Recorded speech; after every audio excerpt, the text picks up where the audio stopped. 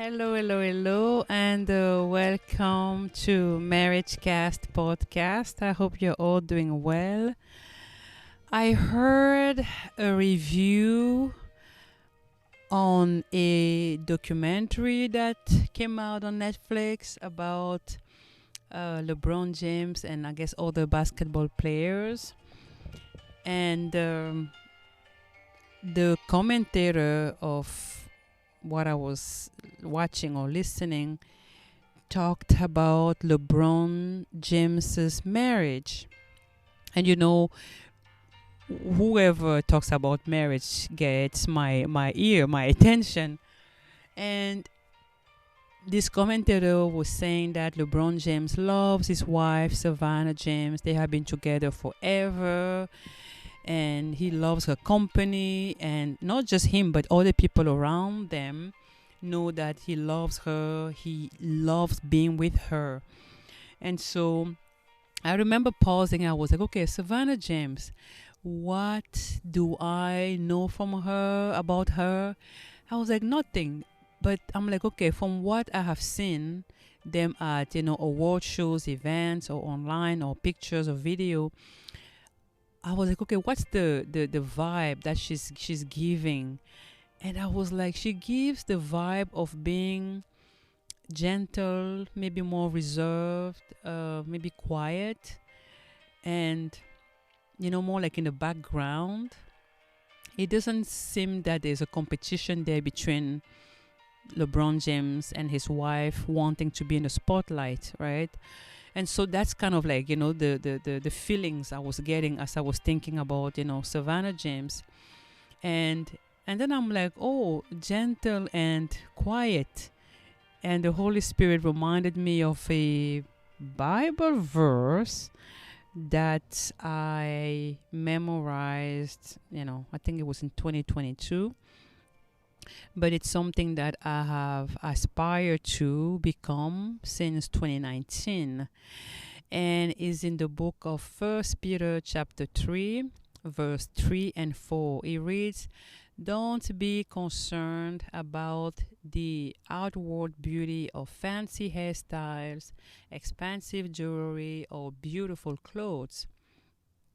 Verse 4. You should clothe yourselves instead with the beauty that comes from within, the unfading beauty of a gentle and quiet spirit, which is so precious to God. Another translation reads, do not let your adorned man be merely outward, arranging the hair, wearing gold, or putting on fine apparel. Verse 4. Rather, let it be the hidden person of the heart, with the incorruptible beauty of a gentle and quiet spirit, which is very precious in the sight of God. And so, personally, it's a beauty that I've been wanting for myself in my marriage. And this is Peter addressing wives, right? So, I don't know why I was thinking of Savannah James and the feeling or the vibe that was coming as I'm thinking about this wife was a gentle and quiet spirit. Anyway, it's not to say that if a wife is quiet, she has a quiet spirit. I think those are two different things.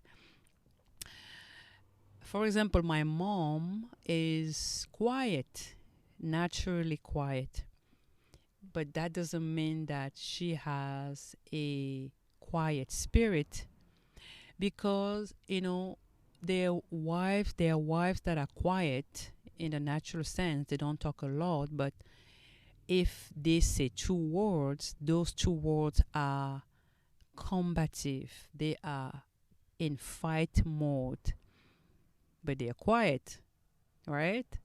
But when they open their mouth, is to go to war. They're fighting with their husband.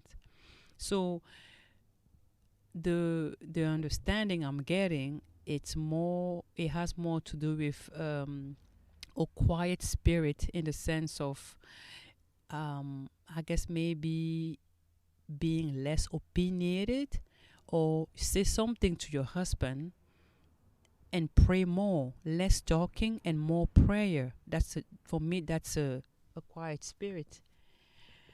And so, yeah, I have been on this journey of pursuing this unfading beauty of a gentle and quiet spirit. And in my marriage, I was on one extreme. I was in combat mode all the time. I was fighting. I wanted my husband to change, and I used the tools of a lot of words to make that happen.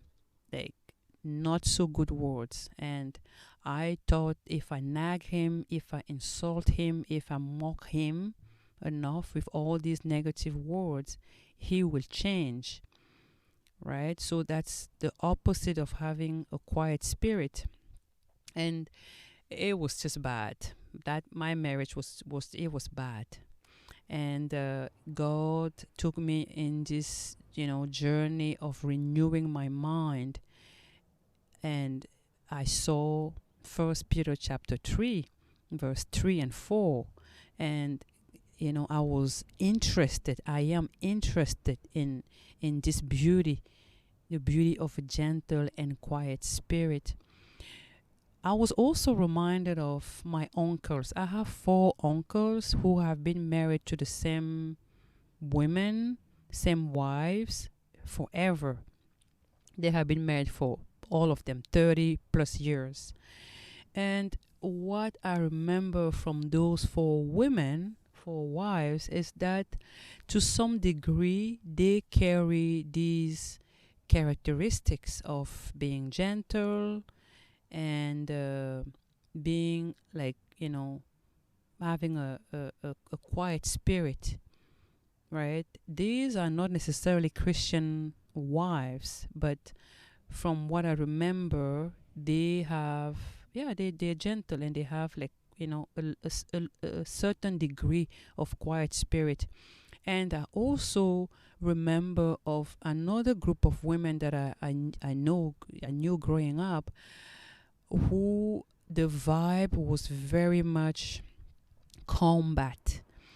They made sure that they put the husbands into their places. They made sure that the husband will feel it, right? That was the vibe of those other women that I remember, and none of them is still married. They are all divorced or have been separated for decades. And so, just me trying to, I don't know, put this into a podcast and encourage, other wives out there to really embrace this picture that the Bible, gives us. At least that's what I'm doing. That's what I'm after. And the Lord also opened my eyes to something. God made men combative, fight mode at work with other men. It's fight, it's combat, it's almost like war all the time. And men are like that, I remember, my husband the other day, there was a bag, one of a bag that he put in front of, where I usually sit. And then I moved it. And he was like, no, it's better here. And almost like in a combat way, right? And it was early in the morning, and I was about to pray, and I was just like, I'm gentle. I would just remove the bag and put it somewhere else, and then move it back later. And I even said that to him because I've already made in my mind that I'm gentle. And next thing you know, he's apologizing. Oh, I'm so sorry. And so for me, this is the woman that I want to become even more so. I'm gentle and I have a quiet spirit. That's why I pray. I will tell something to my husband. I will tell him when he comes and tell me this and that. I will tell him what I think and stop right there. And recently, I have been praying this too, guys.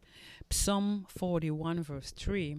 I have been praying for myself where I say, Lord, help me control my tongue. Help me be careful about what I say.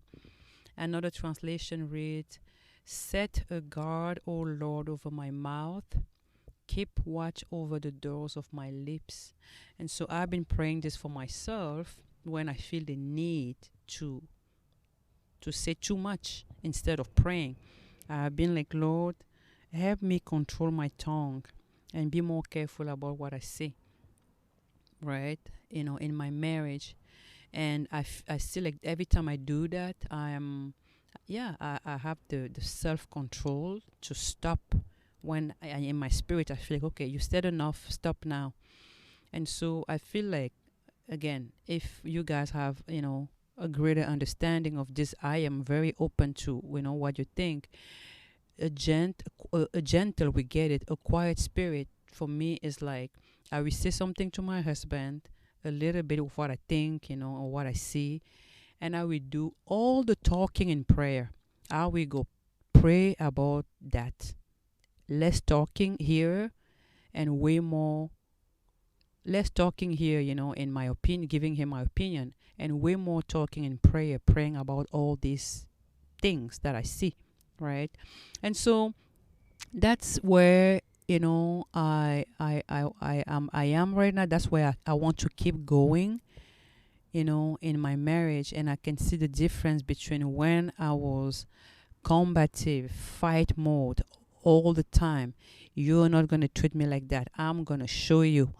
When I was like that, it was just bad in my marriage. And when I started embracing being more gentle, renewing my mind by, hey, I'm gentle. I have a quiet spirit. I do more prayer than talking here. You know, when I started doing that, I saw how, yeah, even more so, my husband wants to spend time with me. He wants to be with me.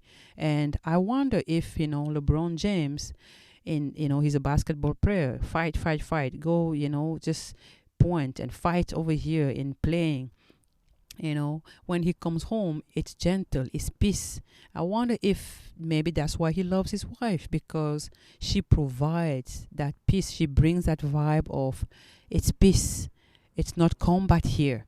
A home, marriage, this is peace. This is your peaceful place. When there is that in a marriage, I can be wrong, but I feel like when that's the atmosphere of a marriage, the man, the husband will want to be with you, the wife, because it's peaceful. If it's combat and it's fight all the time, I don't know. I don't know why.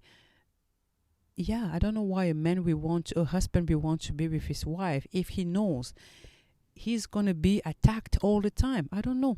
Anyway, that's just some food for thought. And for me, I want my husband to be with me. I want him to keep enjoying being with me.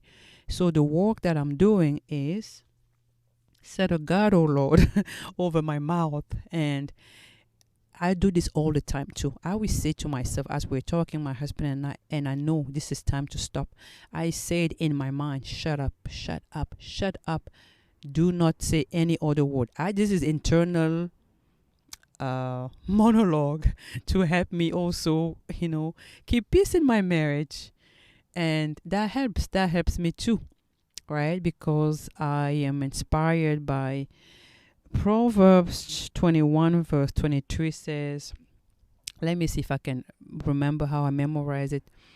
um, Watch your tongue, keep your mouth shut, and you will stay out of trouble.